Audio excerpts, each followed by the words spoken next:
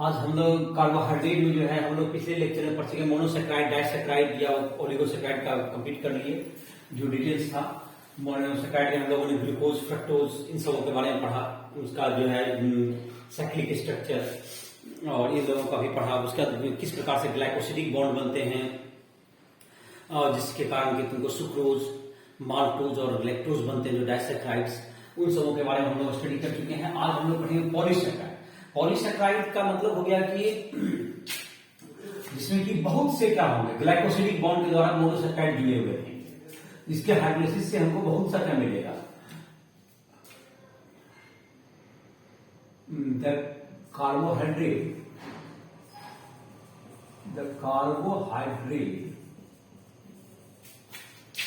which is formed by the glycosidic bond,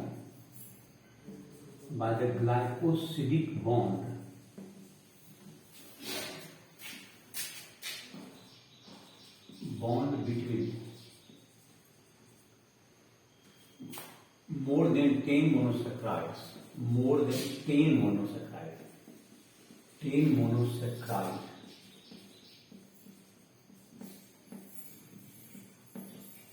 is called polysaccharide.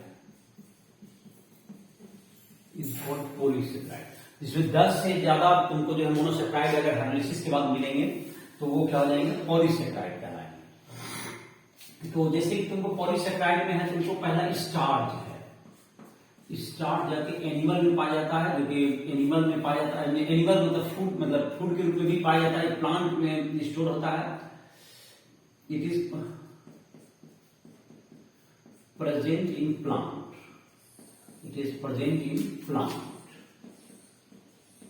ये plant में पाया जाता है। इसमें दो पार्ट होता है, जिसमें कि एमाइलोज होता है, जो कि तुमको एक पार्ट होता है इसमें एमाइलोज और एक दूसरा पार्ट होता है इसको amylopectin. Starch has two main component,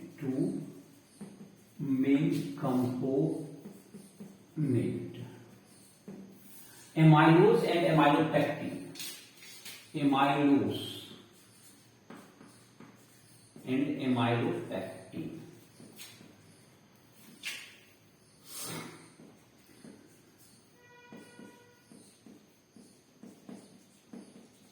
amylose and amylopectin. Amylose जो होता है तुमको स्ट्रेट चेन में होता है, ये स्ट्रेट चेन में होता है। ये भी तुमको अल्फा डी ग्लूकोज से बना हुआ होता है। सब अल्फा डी ग्लूकोज का ये सब पॉलीमर है, अल्फा डी ग्लूकोज से बनता है तुमको। एमाइलोज होता है तुमको water soluble and 10 to 15% part होता है। एमाइलोज जो होता है तुमको स्टार्च में 10 से 15% का तुमको कंटेन होता है एंड ये वाटर सोल्यूबल होता है तुमको। और एमाइलोपेक्टिन जो है, एमाइलोपेक्टिन 80 to 85% होता है तुमको वाटर इनसॉल्यूबल होता है, और इसमें ब्राउन चेन होता है। ये तुमको स्ट्रेट चेन में होता है, जैसे कि यहां पर देख लो एमाइलोज में अल्फा डी ग्लूकोज जो तुम्हारा होता है, अल्फा डी ग्लूकोज का C1C4 के बीच में बॉन्ड बनेगा और ये तुमको 10 से ज्यादा बनते जाएगा, स्ट्रेट चेन में ये जुड़ते चला जाएगा। तो ये बॉन्ड को समझता ही होगा। इसे फिर से एक बार दिखा देते हैं। ये तुमको हो गया, ये 1 नंबर कार्बन हम इसको लिखते हैं, ये 1 नंबर कार्बन हो गया तुमको अल्फा डी ग्लूकोज में। तुमको ये हो गया एक 2 नंबर कार्बन में भी यहां पर हो गया, यहां पर 3 नंबर, यहां पर 4 नंबर कार्बन में H, इधर OH होता है। बाद में इसको ग्लाइकोसिडिक बॉन्ड से इसमें हटा देंगे और ये CH2OH और यहां पर H हो गया। ये हो गया तुमको अल्फा डी ग्लूकोज। अब यहां पर भी तुमको अल्फा डी ग्लूकोज का यहां पर एक बनाएंगे, ये 1 नंबर हुआ और ये 4 नंबर हुआ। तो तो ये 4 नंबर। अब यहां पर एक और मॉलिक्यूल अगर बना दें तो इसका ग्लाइकोसिडिक बॉन्ड हम लोग दिखा सकते हैं। ये एक, चलो यहां पर भी HOH का बॉन्ड होगा, ये 4 नंबर है तुम्हारा, 1 और 4 के बीच बनेगा। ये 5 में भी दिखा दीजिए, CH2OH और इधर H, इसमें OH अंदर 3 नंबर पे और ये 2 नंबर पे और ये 1 नंबर पे है ये HOH। अब देखिए बॉन्ड कैसे ग्लाइकोसिडिक बॉन्ड बनेगा। इसका 4 नंबर लेंगे, इसका 1 नंबर और इसका 4 नंबर, 1 और 4 के बीच में। यहाँ जो OH है इसका, इन दोनों को हटा करके एक मॉलिक्यूल H2O निकल जाएगा और इन दोनों के बीच में एक ग्लाइकोसिडिक बॉन्ड यहाँ पर इसको दिखा देंगे हम लोग। और इस प्रकार से फिर आगे की वजह से यहाँ पर भी अब क्या आ जाएगा तुमको, अगला मॉलिक्यूल जो 1 आएगा इसका उससे टूटेगा। यहाँ पर भी क्या आएगा तुमको, ये जो OH है यहाँ पर इसका अगला मॉलिक्यूल जो है O आएगा, ये जो इसका 4 नंबर से इससे टूट जाएगा तुमको ग्लाइकोसिडिक बॉन्ड। इस तरह से क्या होकर चल जाएगा तुम्हारा, यहाँ ये तुम्हारा दूसरा जो ग्लूकोज का मॉलिक्यूल आया होगा इसका जो कि O हो गया यहाँ पर, ये तुमको इसका H इधर, फिर इसका O आ गया इधर, ये 1 4 कट जाए, बाकी तुमको यहाँ पर H OH OH H और यहाँ पर H रहेगा, यहाँ CH2OH और यहाँ H। तो ये दोनों के बीच में क्या बन गया, फिर तुमको ग्लाइकोसिडिक बॉन्ड बन गया। और इस प्रकार से क्या होता जाएगा, ये तुमको जुड़ते जाएगा, 1 4 करके आप ऐड करते जाइए। तो ये तुमको अल्फा डी ग्लूकोज का, और यहाँ पर भी इधर भी बनेगा, इधर भी आप इसको क्या कीजिए, यहाँ पर ग्लूकोज आगे जुटने के लिए यहाँ पर ब्रांच दे दीजिए। तो ये 1 4 एडिशन होता जाएगा, ये एमाइलोज का स्ट्रक्चर हो गया, ये स्टेट चेन में जुट जाएगा। एमाइलोपेक्टिन में क्या होता है, एमाइलोपेक्टिन में तुमको इसके अलावा 1 और 6 का जो होता है, तुमको 1 और 6 नंबर जो तुम्हारा कार्बन होगा उसके बीच में तुमको बन जाएगा, ये तुमको यहाँ पर तो 1 4 में ही ये जुटता ही है। इसके अलावा अगर हम इसी में एमाइलोपेक्टिन बना दें इसको, अब इसको जो है तुम लोग नोट कर लोगे, इसको एमाइलोज में हो गया। अब इसी में अगर इसी स्ट्रक्चर में बिना कुछ ज्यादा चेंज किए हम अगर एमाइलोपेक्टिन बनाना चाहें तो इसमें क्या कर सकते हैं, इसको जो है तुमको ये जो एमाइलो ये C1C4 तो इसमें भी बॉन्डिंग रहता है, लेकिन C1C4 के अलावा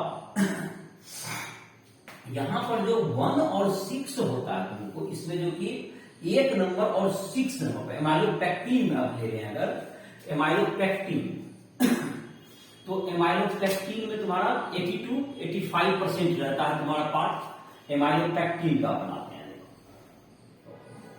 चलो ठीक है, एमाइलोपेक्टिन जो तुम्हारा होगा वो तुमको होता है करीब करीब 80-85% होगा, और उसमें तुमको C1 और C6 के बीच में एक बॉन्ड बन जाएगा एमाइलोपेक्टिन में। स्टार्च का जो 2 कंपोनेंट है, एमाइलोज और एमाइलोपेक्टिन। एमाइलोपेक्टिन में जो कि 80 से 85% पार्ट होता है और वाटर इंसॉल्युबल होता है, जिसमें कि C1C4 तो लिंकेज बनता ही है, उसके अलावा ब्रांच के लिए C1C6 का लिंकेज भी आ जाता है, जिससे कि वो ब्रांचिंग हो जाता है। ब्रांचिंग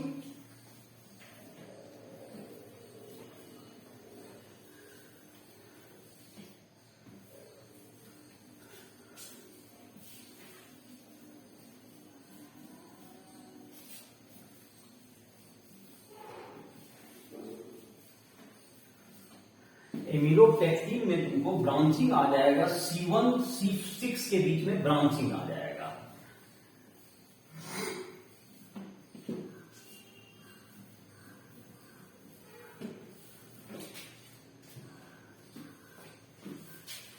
एमिलोपेक्टिन में देखें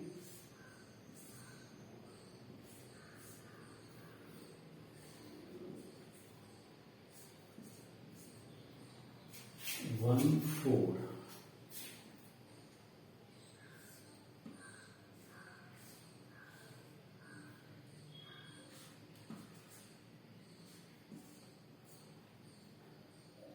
इधर बन गया।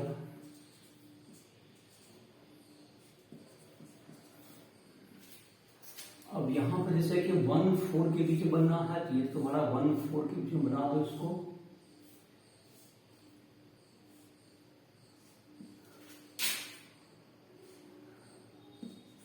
और यहाँ 1 और 6 के बीच में ये जैसे कि O हो जाए ग्लाइकोसिडिक बन जाएगा ये ब्रांचिंग 1 नंबर और 6 नंबर। देखो ये तुम्हारा CH2OH जो होता है तुम्हारा यहाँ पर ये तुम्हारा हो जाएगा यहाँ पर O, यहाँ पर 1 और 4, यहाँ पर H, यहाँ पर O, ये ग्लाइकोसिडिक बॉन्ड इधर से बनेगा। और यहाँ पर जो होता है तुमको CH2OH जो होता था यहाँ पर O रहेगा, यहाँ पर CH2 रहेगा, ये 6 नंबर है CH2, और यहाँ पर O हो गया CH2O, ये 6 नंबर है उसका कार्बन है, यहाँ पे H रहेगा। और ये 5 नंबर हुआ, ये 6 नंबर कार्बन है और 6 नंबर। और देखो 1 और 6, 1 और 6 यहाँ पर ये 1 नंबर इसका, और ये 6 नंबर ब्रांचिंग एट C1C6 से ब्रांच होगा। और ग्लाइकोसिडिक बॉन्ड ये भी तुम्हारा बना, और C1C4 के बीच में बॉन्ड बनेगा, C1C4 में भी रहेगा इसमें, और इसमें ब्रांच हो जाता है तुम्हारा। ये तुमको है एमाइलोपेक्टिन का स्ट्रक्चर है, एमाइलोपेक्टिन, ये ब्रांच भी हो जाएगा इसमें। 80 to 85% होता है, वाटर इनसॉल्युबल पार्ट है, ये वाटर इनसॉल्युबल पार्ट होता है स्टार्च का। तो ये स्टार्च दोनों मिलकर बनता है एमाइलोपेक्टिन और एमाइलोज के द्वारा। तो ये तुम्हारा हो गया स्टार्च का स्ट्रक्चर हो गया। तो उसका जहां तक सेल्यूलोज की बात है, सेल्यूलोज जो तुमको जो कि प्लांट में, जो कि प्लांट का जो कि प्लांट सेल में जो तुमको सेल वॉल होता है, वो सेल्यूलोज का ही बना होता है। तो सेल्यूलोज तुमको बहुत अधिक, मतलब एनिमल प्लांट किंगडम में सबसे अधिक पाए जाने वाला क्या है तुमको, जो ग्लूकोज कार्बोहाइड्रेट है, दैट इज सेल्यूलोज है। तो सेल्यूलोज जो तुमको है सबसे अधिक पाया जाता है। सेल्यूलोज जो होता है तुमको प्लांट का जो कि ऊपर का जो सेल वॉल है प्लांट का, वह तुमको क्या किससे बना होता है, सेल्यूलोज का बना होता है। और सेल्यूलोज जो है तुमको पॉलीमर होता है बीटा डी ग्लूकोज का। तो ये जो बनेगा बीटा डी ग्लूकोज के बीच में ग्लाइकोसिडिक बॉन्ड बना देंगे तो सेल्यूलोज हो जाएगा।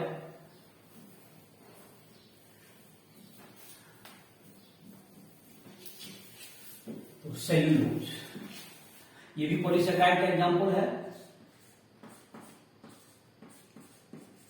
सेल्यूलोज ये तुमको सेल वॉल ऑफ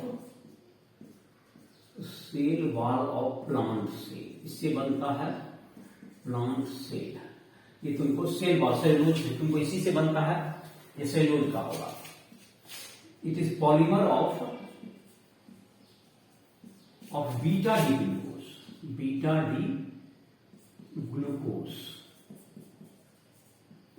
ग्लूकोज का, ये C1C4 से बनेगा। ये बीटा डी ग्लूकोज में C1 एक का व दूसरा का C4 के बीच में ग्लाइकोसिडिक बॉन्ड बनेगा, ग्लाइकोसिडिक बॉन्ड बनेगा।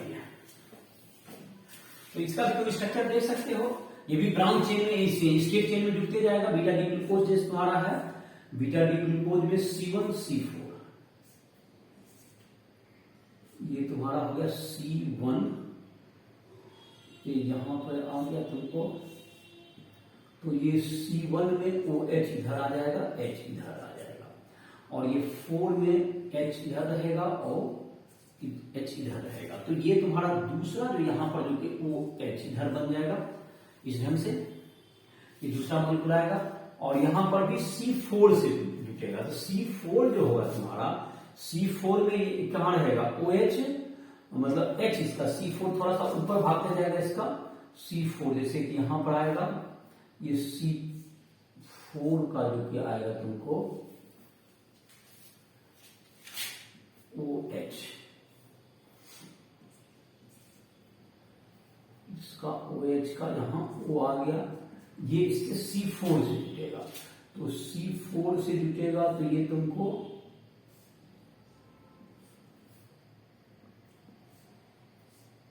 और ये C1 में O इधर फिर आ जाएगा, ये इसका C4 से जुटने के लिए O फ्री रहेगा, यहाँ पर H रहेगा नीचे, और यहां पर क्या कहते हैं, और ये तुम्हारा तो सब यही रहता है H OH OH H, और यहां पर तुमको OH से तो बन ही गया, तो C4 से तुम्हारा ये जुटा, C4 का यहाँ पर O से जुड़ गया, एक H यहाँ बचा हुआ होगा और C5 में एक CH2OH और H है। ये बीटा डी ग्लूकोज के बीच में फिर यहाँ से इसका बनेगा और इस प्रकार से क्या होता चल जाएगा, यहाँ पर फिर अगला बनाएंगे C4 का और इस ढंग से क्या होता जाएगा, थोड़ा जुड़ते चला जाएगा। ये C1 हुआ तो यहाँ पर C4 फिर बनाएंगे, यहाँ पर C4 का फिर क्या आएगा तुमको, C4 का तुमको OH आएगा, यहाँ पर C4 का यहाँ पर H रहेगा, मतलब C4 में तुमको ये H ऊपर रहेगा और O से यहाँ पर बन गया ये C4। फिर इसी ढंग से यहाँ पर O और इस प्रकार से क्या करते चले जाइए, बनाते चले जाइए इसका बीटा डी ग्लूकोज का ये तुमको हो गया सेल्यूलोज। बीटा डी ग्लूकोज का ये पॉलीमर हुआ। ग्लाइकोसिडिक बॉन्ड ये जो बना हुआ है तुमको ग्लाइकोसिडिक बॉन्ड C1 C4 के बीच में beta D glucose, beta D glucose, ये बीटा डी ग्लूकोज का ये पॉलीमर हो गया, ये सेल्यूलोज हो गया तुम्हारा। तो ये तुम्हारा सेल्यूलोज जो कि सेल वॉल इसी से बना हुआ है। दूसरा है तुमको जो कि ग्लाइकोजेन। ग्लाइकोजेन का जो स्ट्रक्चर होता है तुमको ये तुमको एमाइलोपेक्टिन के जैसा होता है। ग्लाइकोजेन का तुमको स्ट्रक्चर जो होगा वो तुमको ग्लाइकोजेन जो तुम्हारा होगा इसका ये इसको हम लोग एनिमल स्टार्च भी कहते हैं। ग्लाइकोजेन तुमको कहलाएगा animal starch.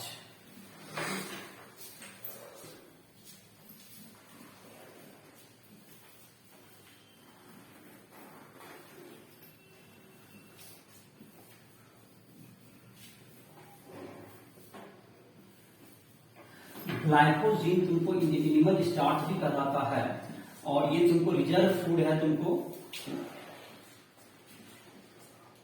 Glycogen,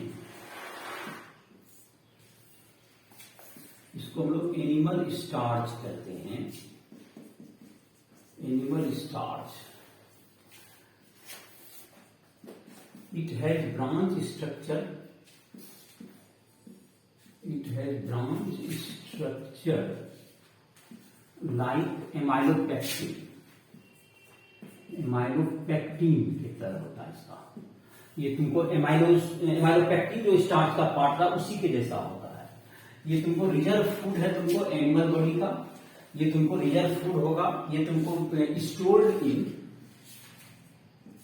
in liver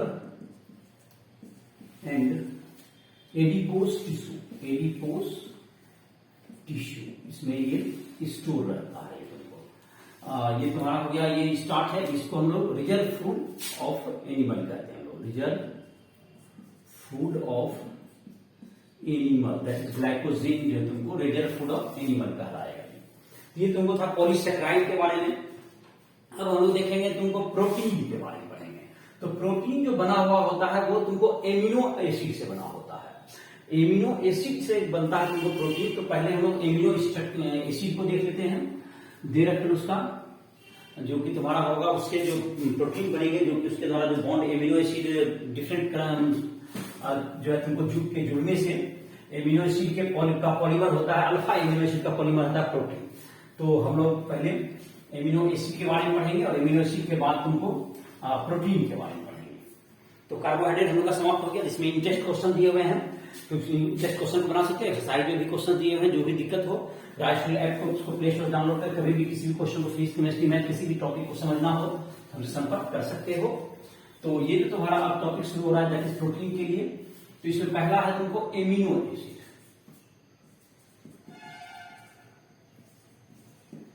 amino acid, amino acid का नाम है तुमको, एमिनो एसिड में तुमको एमीन ग्रुप और कार्बोक्सिलिक एसिड ग्रुप दोनों होता है। यहाँ COOH हो गया, यहां पर अगर लेफ्ट साइड में तुमको NH2 दिया जाए और यहाँ पे ये जो कार्बन हो गया फिशर प्रोडक्शन में H यहाँ पे हो गया और यहाँ पर कोई भी एल्किल ग्रुप रहेगा। एल्किल ग्रुप में जैसे कि अलग अलग एमिनो एसिड से बनते जाएंगे। अगर R का जगह पर जैसे H हो गया तो एक ग्लाइसिन बनता है जो कि जिसमें काइरल कार्बन नहीं होगा, बाकी सब में ये कार्बन तो काइरल कार्बन होगा। और ये तुमको एल कन्फिग्रेशन बनाया गया है, ये L amino acid, L alpha amino acid ऐसा कर सकते हैं, L alpha amino acid. R इसमें है alkyl group, R alkyl group होता है तुमको अलग अलग एमिनो एसिड के अलग अलग टाइप होते हैं, तो ये तुमको अलग अलग तुमको मिलेंगे। और जैसे कि तुमको यहाँ पे ग्लाइसिन होता है जिसमें ये H हो जाता है, R की जगह H अगर दे दें तो ये तुमको कहलाएगा जो कि ग्लाइसिन कहलाता है। ये H हो गया, जैसे कि COOH और ये NH2। अल्फा एमिनो एसिड का मतलब होता है जैसे COH के बगल वाला कार्बन पे NH2 है, ये अल्फा हो गया। अगर उसके बगल के बगल में तो वो बीटा, उसके बगल में तो गामा। इस तरह से अल्फा एमिनो एसिड, लेकिन प्रोटीन जो है तुमको अल्फा एमिनो एसिड का ही होता है, मतलब COH के बगल वाले ग्रुप में ही क्या रहेगा, NH2 रहता है। ये तुम्हारा अल्फा एमिनो एसिड। अगर ये तुमको हो गया ग्लाइसिन हो गया ये, तो ग्लाइसिन जो है तुमको it is a type of amino acid जो कि ग्लाइसिन, इसमें कायरल कार्बन नहीं है, इसमें कायरल कार्बन है। बाकी किसी भाग में only amino acid doesn't contain chiral carbon, इसमें कायरल कार्बन नहीं होता है, बाकी सब में किरल कार्बन होता है।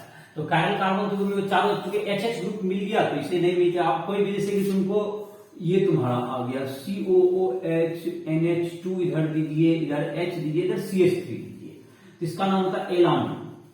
इस तरह से 20 प्रकार के जो है एमिनो एसिड का तुम्हारा जो है तुम्हारे बुक में लिस्ट किया हुआ है। इसका 20 प्रकार के एमिनो एसिड है, उसमें से कुछ जैसे कि जो कि बॉडी में मैन्युफैक्चर हो जाते हैं, जो हमारे बॉडी में मैन्युफैक्चर होते हैं उसे हम लोग essential, non essential amino acid कहते हैं। Non essential amino acid, non essential amino acid, amino acid, the amino acid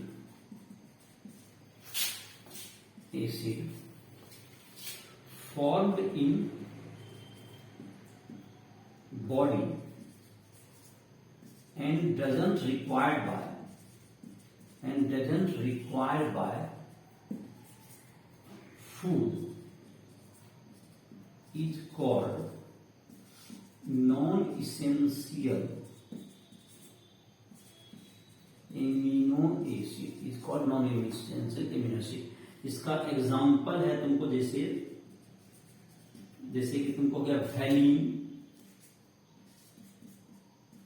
leucine, ETC, essential amino acid. Essential amino acid का टाइप हो गया सब इसेंशियल एमिनो एसिड। इसका मतलब हो गया कि जो कि इसेंशियल जो कि हमको चाहिए बॉडी में जो नहीं बनता है। ये नॉन इसेंशियल में, नॉन इसेंशियल में ये उल्टा दे दिया एग्जाम्पल, नॉन एसेंशियल में से ग्लाइसिन, एलानिन ये सब होता है, इसको ये बॉडी में खुद बन जाएगा। ग्लाइसिन, एलानिन ये सब तुमको बॉडी में बन जाएगा, ये फूड के द्वारा लेना पड़ेगा। Essential amino acid not manufacture in body but taken from diet, खाना से तो क्या करना होगा, पूर्ति करना पड़ेगा। इसका जैसे एग्जांपल हो गया तुमको वैलिन, ल्यूसीन, ETC, ये सब तुमको है जो कि नॉन एसेंशियल एमिनो एसिड में ये आएंगे। और तुमको जो कि ये तुम्हारा हो गया एसेंशियल एमिनो एसिड का, तुमको जो कि ये 20 प्रकार के एमिनो एसिड है जो कि तुमको अल्फा एमिनो एसिड के दिए हुए हैं, जिसमें कि 8 ग्रुप के अलग अलग, मतलब कि 8 ग्रुप का वैल्यू क्या होता जाएगा तुम्हारा, बदलते जाएगा और अलग अलग एमिनो एसिड तुम्हारा है। और ये जो एमिनो एसिड है, एमिनो एसिड में तुमको ये इसमें तुमको अगर COH ग्रुप तुमको है ज्यादा हो गया, एमिनो एसिड में अगर COH ग्रुप की संख्या, number of COH group is more than number of NH2 group, तो वो एसिडिक हो जाएगा। एमिनो एसिड जिसमें कि COH ग्रुप का नंबर जो है तुमको एसिडिक ग्रुप का नंबर ज्यादा होगा NH2 ग्रुप से, जाहिर है कि NH2 रिस्पॉन्सिबल होता है बेसिक प्रॉपर्टी के लिए, एमिन बेसिक होता है। COH ग्रुप जो है H+ रिलीज करके एसिडिक कैरेक्टर उसको शो करता है। तो ये तुमको जो रहता है, अगर number of COH group in amino acid is greater than number of NH2 group, then it will be acidic in nature. और अगर तुमको दोनों इक्वल हो गया तो ये न्यूट्रल होगा। तो जैसे कि तुमको number of COOH group greater then number of amino group NH2 group, amino acid is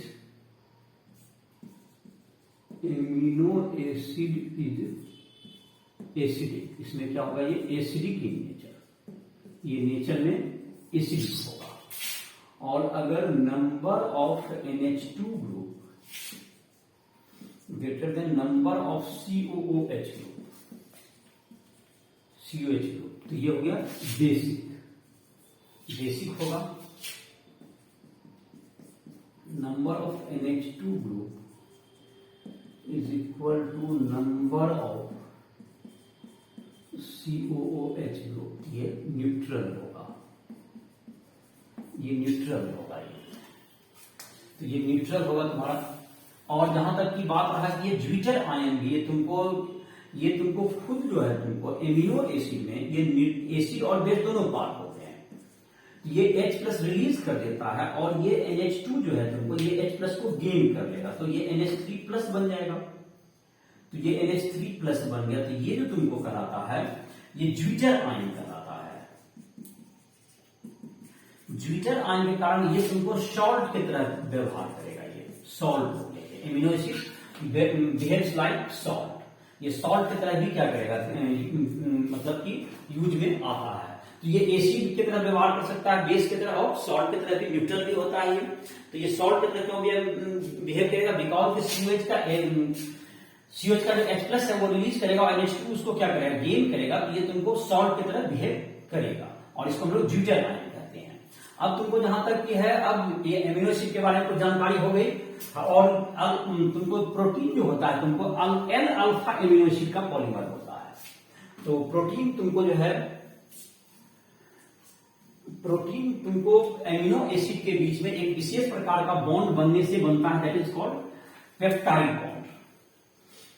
तो पेप्टाइड बॉन्ड तुमको बनने से क्या होगा, प्रोटीन का फॉर्मेशन होता है। और प्रोटीन के लिए तुमको जाहिर है कि पेप्टाइड बॉन्ड जाहिर है कि बहुत सा पॉलीपेप्टाइड होना चाहिए, बहुत सा पेप्टाइड बॉन्ड बनेगा, और कम रहता है, जैसे कि दो अगर तुमको जुट गए,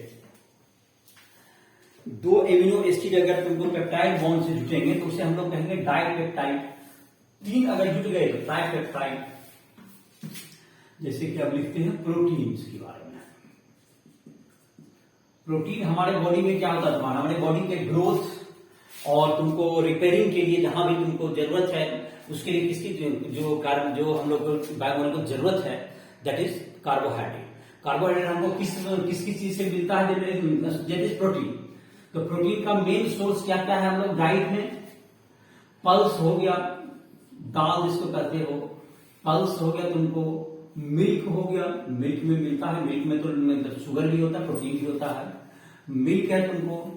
दूसरा हो गया तुमको जो कि मीट है तुम्हारा, फिश है, फिश, मीट, चीज जैसे पनीर तुम्हारा जिसको जो खाते हो, ये सब हमारे जो है प्रोटीन के मुख्य सोर्स है। तो प्रोटीन तुमको जो protein is polymer of L alpha amino acid, और एमिनो एसिड में भी L कन्फिगरेशन का जनरली रहता है, तुमको ये L कन्फिगरेशन का एमिनो एसिड रहेगा। तो तुम्हारा जितना है तुमको इस प्रोटीन इसका एमिनो एसिड, प्रोटीन के बीच में जो कि तुम्हारा है एमिनो एसिड के बीच में protein is formed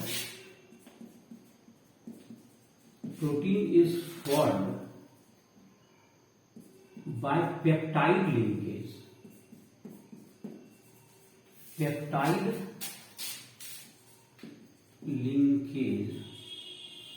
that is CONH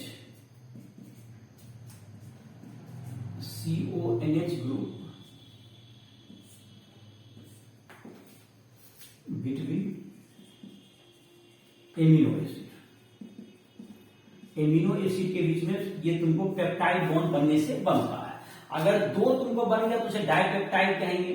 जैसे देखो, अगर तुमको 2 का बनने का मतलब हो गया कि जैसे कि एक हो गया COOH, जैसे है तुमको OH, इसका NH2 ले लिए एक दूसरा का, और इसका जैसे NH2 का NH इधर निकाल दो, NH2 है, और इधर की तरफ मान लेते हैं ग्लाइसिन, ये दोनों HH ले लो, चलो ये ग्लाइसिन हो गया।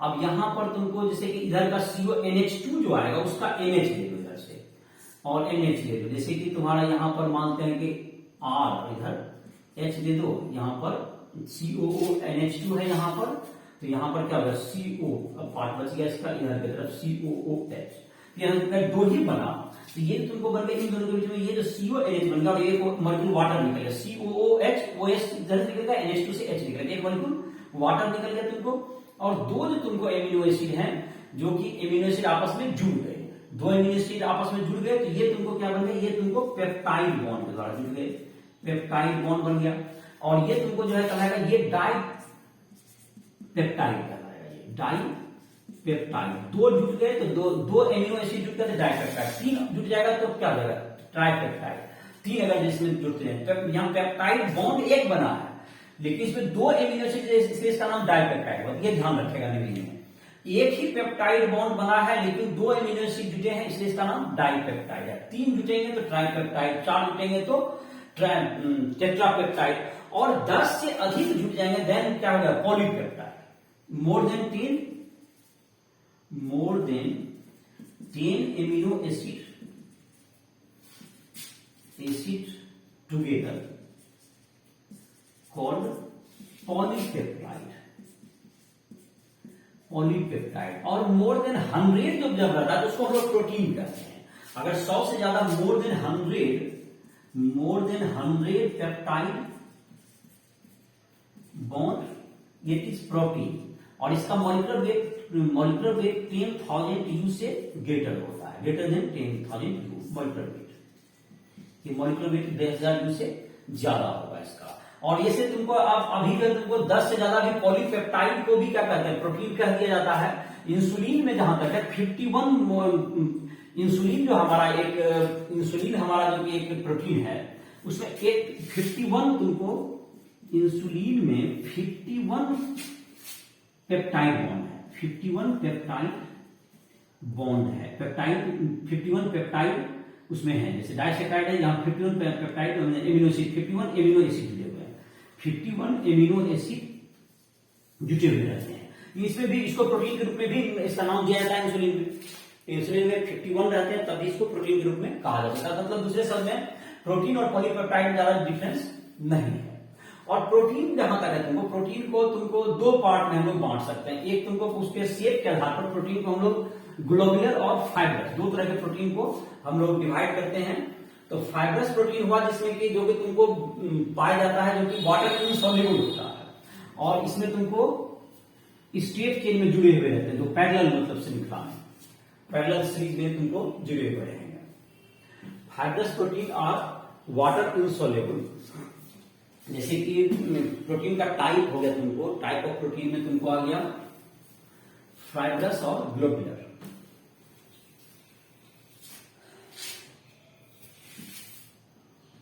टाइप ऑफ प्रोटीन नंबर पहला फाइब्रस प्रोटीन, फाइब्रस प्रोटीन। तो ये तुमको जो होगा तुमको इट इज स्टेट चेन में जुटेगा तुमको, और तुमको it is water insoluble, it is water insoluble, insoluble मतलब ये वाटर में इनसॉल्युबल होता है। जैसे तुमको है क्रेटीन, क्रेटीन जो है तुमको प्रोटीन का नाम हुआ, ये पाया जाता है बाल तुमको हेयर एंड सिल्क, ये तुमको हो गया। या मायोसिन, मायोसिन हो गया तुमको जो कि मसल्स में पाया जाता है, मसल्स में पाया जाता है। ये सब तुमको फाइब्रस प्रोटीन के एग्जाम्पल हो गया। ऊन वगैरह भी पाया जाएगा, दैट इज यही तुम्हारा जो है फाइब्रस प्रोटीन हो गया तुम्हारा, जो वाटर में इनसॉल्युबल होगा। और जब तुमको ये ग्लोबुलर शेप रहता है, ज्यादा ग्लोबुलर शेप, ग्लोबुलर प्रोटीन, ये तुमको वाटर सॉल्युबल होता है, ये वाटर सॉल्युबल। और बहुत ज्यादा जब ये तुमको घूम जाता है, जब more coiled than fibrous protein, more coiled than fibrous protein, fibrous protein से इसमें ज्यादा क्वाइलिंग होता है। ये तुमको जैसे कि है, इसका एग्जांपल हो गया तुमको इंसुलिन, एल्बुमिन, इंसुलिन, एल्बुमिन, ये सब वाटर सॉल्युबल प्रोटीन के एग्जांपल हैं तुमको। ये दो तरह के प्रोटीन के टाइप हो गए। प्रोटीन के जहां तक बॉन्ड को समझने के लिए चार तरह के जो है तुमको प्रोटीन के बॉन्ड को चार स्टेज में समझने के लिए हम लोग चार स्टेज में बांट सकते हैं। प्राइमरी स्ट्रक्चर, जिसमें कि तुमको प्रोटीन के बीच में जो कि तुमको हम लोग जो कि ये बनाते हैं हम लोग प्रोटीन का जो तुम्हारा जो हम लोग स्ट्रक्चर बनाते हैं, जिसमें कि हम लोग पेप्टाइड, जो तुम्हारा एमिनो एसिड को हम लोग पेप्टाइड बॉन्ड से जोड़ते हैं। ये जो स्ट्रक्चर हो गया ये प्राइमरी स्ट्रक्चर ऑफ प्रोटीन कहलाता है। प्राइमरी स्ट्रक्चर तुमको structure of protein, structure of protein, primary structure, primary structure. तो ये तुमको जो peptide bond, peptide bond formation between amino acid, amino acid.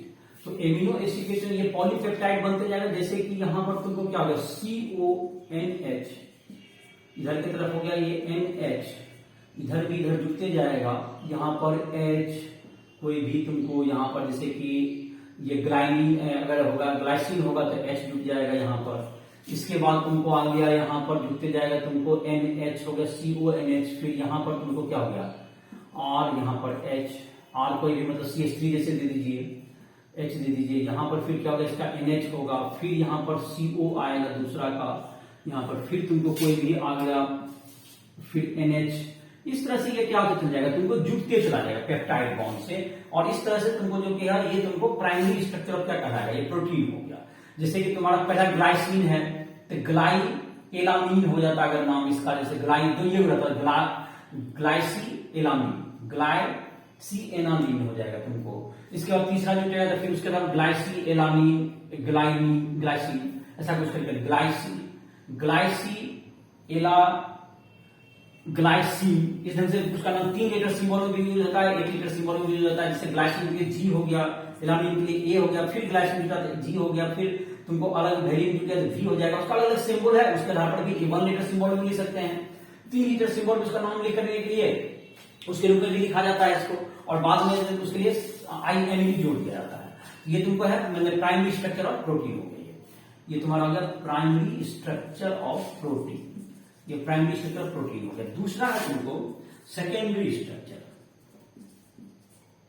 Secondary structure. Secondary structure में तुमको ये तुमको due to formation of hydrogen bond, HYDROGEN, hydrogen bond of conjugative CONH bond. CONH मतलब कि ये O जो है दूसरे वाले के H से जुटेगा, दूसरा वाला जो NH का होगा, और ये H जो है तुमको दूसरा के O से जुटेगा। इस तरह से ये क्वाइलिन होने लगता है। CONH बॉन्ड के द्वारा हाइड्रोजन बॉन्ड बनने से क्या होगा, क्वाइलिन होने लगता है। क्वाइलिन के कारण 2 तरह का स्ट्रक्चर बनता है। ए नंबर में 2 तरह का स्ट्रक्चर जो होता है सेकंड स्ट्रक्चर में अल्फा हेलिक्स कहलाता है, और ये तुमको जो कि हेलिक्स मतलब स्प्रिंग के जैसा हो जाएगा, और दूसरा होता है बीटा प्लीटेड। बीटा प्लीटेड ये 2 तरह की सेकेंडरी स्ट्रक्चर में 2 तरह की संरचना, ये ज्यादा क्वाइल होता है, तुमको ये क्वाइलिंग होते चला जाएगा जो कि हाइड्रोजन बॉन्डिंग के कारण, और ये तुमको इस प्रकार 2 तरह का स्ट्रक्चर ये बनाता है, जिसको हम लोग अल्फा हेलिक्स और बीटा प्लीटेड कहते हैं।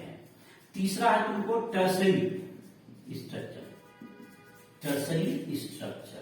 तो टर्सरी स्ट्रक्चर में हम लोग और भी बॉन्ड और भी कॉम्प्लेक्स हो जाता है इसका स्ट्रक्चर। इसमें तुमको हाइड्रोजन बॉन्डिंग कंसीडर करेंगे, हाइड्रोजन बॉन्डिंग, डाइसल्फाइड बॉन्ड, तुम्हारा आ गया der Waals force and electrostatic force. ये सब इसके में सारे को कंसीडर करेंगे, ये तुमको टर्सरी स्ट्रक्चर को बताता है। चौथा है तुमको quaternary structure,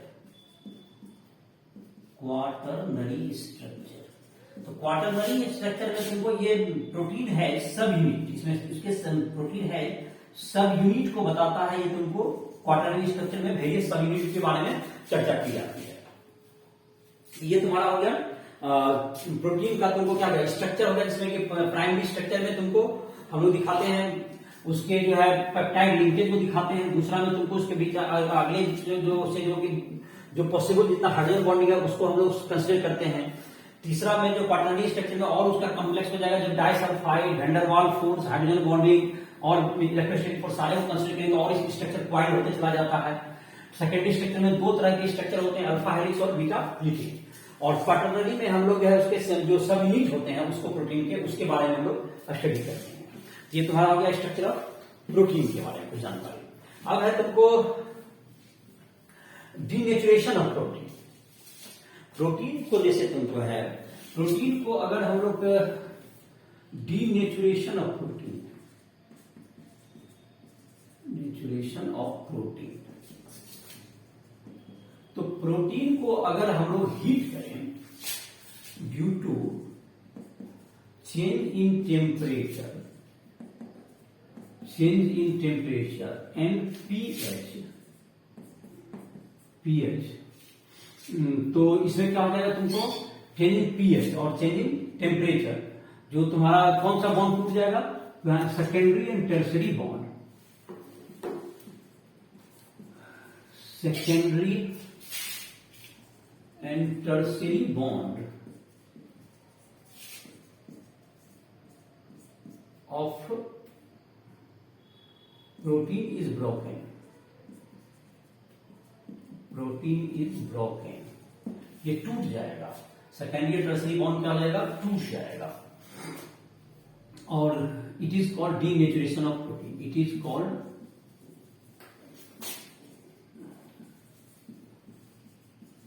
denaturation of protein, ये कहलाएगा डीनेचुरेशन ऑफ प्रोटीन कहलाएगा। ये सेकेंडरी और टर्सरी बॉन्ड जब है तुम्हारा ये टूट जाएगा और इसे हम लोग कहेंगे डीनेचुरेशन ऑफ प्रोटीन कहेंगे। तो डीनेचुरेशन ऑफ प्रोटीन का जैसे एग्जांपल है तुमको, इसे प्राइमरी स्ट्रक्चर इंटैक्ट रहता है, प्राइमरी स्ट्रक्चर रिमेन्स इंटैक्ट। इस बात को मैं लिख देता हूं, प्राइमरी स्ट्रक्चर रिमेन्स इंटैक्ट। और इसका एग्जांपल है जैसे तुमको coagulation of egg, coagulation of egg, white part जो आता है तुमको, ये तुमको डीनेचुरेशन ऑफ प्रोटीन का एग्जांपल है। कर्डिंग ऑफ मिल्क, दही जो बनाते हैं हम लोग दूध से, यह भी किसका एग्जांपल है तुमको, ये डीनेचुरेशन ऑफ प्रोटीन का एग्जांपल है। ETC ये तुमको इसमें क्या होगा, ये जो प्रोटीन है ये अपना जो बायोलॉजिकल एक्शन है समाप्त हो जाता है। Protein loses it's biological action, protein loses it's biological action on denaturation. और डीनेचुरेशन के बाद ये तुमको अपना बायोलॉजिकल एक्शन क्या कर देगा, इसका समाप्त हो जाता है। ये डीनेचुरेशन ऑफ प्रोटीन का एग्जांपल हो गया। अब जैसे हम लोगों ने एंजाइम पहले भी जो सरफेस केमिस्ट्री में हम लोगों ने पढ़ा है, और एंजाइम का जहां तक है, एंजाइम जो होते हैं वो भी तुमको प्रोटीन ही होते हैं और मेजॉरिटी में ग्लोबुलर प्रोटीन होते हैं जो कि वाटर सॉल्युबल होते हैं। तो एंजाइम जो है तुमको ये भी एंजाइम भी एक तरह के प्रोटीन ही हैं जो कि बायोलॉजिकल रिएक्शन को क्या करते हैं, बायोलॉजिकल रिएक्शन को कैटालाइज करते हैं। तो एंजाइम के बारे में थोड़ा सा देख लेते हैं, ये भी प्रोटीन ही है, इसको भी समाप्त कर ही लेते हैं इसमें। Enzyme are globular protein which catalyze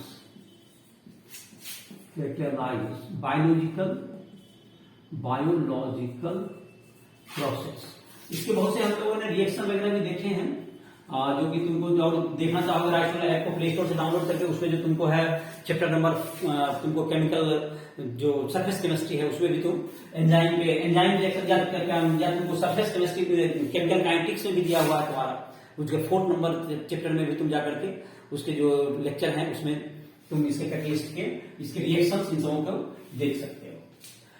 तो ये तुम्हारा है, ये तुम्हारा हो गया कि एंजाइम जब ग्लोबुलर प्रोटीन होते हैं जो कि बायोलॉजिकल रिएक्शन को एक्सट्राइट करते हैं। एंजाइम कैटलिस्ट है, जैसे कि कैटलिस्ट का काम होता है enzyme reduces activation energy by providing alternative path. यही होता है बाय प्रोवाइडिंग अल्टरनेटिव पाथ। मतलब ये अल्टरनेट पाथ देकर के क्या करता है, उसके एक्टिवेशन एनर्जी को लोअर करता है। जैसे एग्जांपल के रूप में जैसे सुक्रोज है, सुक्रोज का अगर हाइड्रोलिसिस करेंगे बिना एंजाइम के तो इसमें तुमको ये ग्लूकोज प्लस फ्रक्टोज बनता है, ग्लूकोज प्लस फ्रक्टोज बनेगा। और इसमें जो एक्टिवेशन एनर्जी होती है, एक्टिवेशन एनर्जी ये जो तुमको जरूरत पड़ेगा ये होता है 6.22 किलो जूल पर मोल चाहिए होगा इसमें। लेकिन अगर इसको जो है सुक्रोज को हम लोग वाटर, इसमें अगर सुक्रेज एंजाइम डाल दें आओगे तो ये भी ग्लूकोज प्लस फ्रक्टोज ही बनेगा, लेकिन इसमें तुमको जो है इसका जो एक्टिवेशन एनर्जी हो जाएगा 2.15 किलो जूल पर मोल, कम ही एक्टिवेशन एनर्जी, ये रिएक्शन काफी इफिशियंटली हो जाएगा। तो ये तुम्हारा जैसे माल्टोज, अगर तुमको माल्टोज प्लस वाटर, तो ये माल्टेज एंजाइम इसमें रहेगा, इसमें माल्टेज ये जोड़ दिया था, माल्टेज एंजाइम, तो ये क्या बन जाएगा 2 मॉलिक्यूल ग्लूकोज का बन जाएगा, ये तुमको माल्टेज एंजाइम तोड़ देगा। इसमें जैसे कि यूरिया को तोड़ने वाला यूरिएस एंजाइम है, जैसे कि जाइमेज तुमको किसको तोड़ देता है, तुमको जाइमेज कार्बन जो कि तुम्हारा है सुक्रोज को तोड़ के क्या बनाता है, जाइमेज एंजाइम। एक तुमको इन्वर्टेज है जो कि सुक्रोज को तोड़ने में काम वो भी आता है, तुमको इन्वर्टेज है, जाइमेज एंजाइम जो कि तुमको ग्लूकोज को तोड़ देता है अल्कोहल में। तो ये सब तुम्हारा एंजाइम जिसके बारे में हम लोग पहले भी लेसन पढ़ चुके हैं, उसको फिर रिपीट नहीं कर रहे हैं। जैसे तुम्हारा पेप्सिन, ट्रिप्सिन है, ये पॉलीपेप्टाइड बॉन्ड को तोड़ के, प्रोटीन को तोड़ के पॉलीपेप्टाइड बॉन्ड बनाता है, पेप्सिन ट्रिप्सिन एंजाइम। तो ये सब तुम्हारे हैं जो कि हम लोग को पचाने में काम करते हैं। तो ये तुम्हारा हो गया आज का तुम्हारा ये लेक्चर था, ये समाप्त हो गया। ये तुम्हारा था जिसमें कि हम लोग ने एंजाइम के बारे में पढ़ा। तो इसी के साथ इस लेक्चर को समाप्त करते हैं।